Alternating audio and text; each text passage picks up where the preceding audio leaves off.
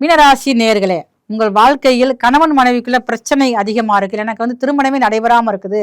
கல்யாணம் முடிஞ்சு எனக்கு முதல் திருமணம் ஃபெயிலியர் ஆயிடுச்சு. 2வது திருமணம் நடக்குமா நடக்காதா, திருமண வாழ்க்கையை பற்றி ஒரு பயம் உங்க மனசுல இருந்தது அப்படின்னா, நீங்க இந்த பங்குனி உத்திரம் நாட்கள்ல நீங்க போய் சிவாலயங்கள்ல சிவன் பார்வதி தேவிக்கு நடக்கக்கூடிய திருமணத்துல நீங்க கலந்துக்கிட்டு அன்னைக்கு முழுசும் அந்த கோயில்ல ஒரு குறைஞ்சபட்சம் ஒரு 2 மணி நேரமா நீங்க அந்த ஆலயத்துல இருக்கணும். இருந்து அந்த வழிபாடு பண்ணிட்டு வீட்டுல விரதம் விட்டு நீங்க சாமி கும்பிட்டு அப்படிங்கன்னா உங்களால 90 நாட்கள்ல கணவன் மனைவி ஒற்றுமை சரியாகும்.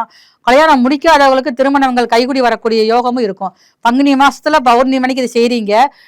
சித்திரை மாசம் பௌர்ணமி வரக்குள்ள ஒரு நல்ல செய்தி உங்களை தேடி வரக்கூடிய வாய்ப்புகள் சிவபெருமான் அருளால் கிடைக்கக்கூடிய வாய்ப்புகள் உங்களுக்கு அதிகமாக இருக்கிறது.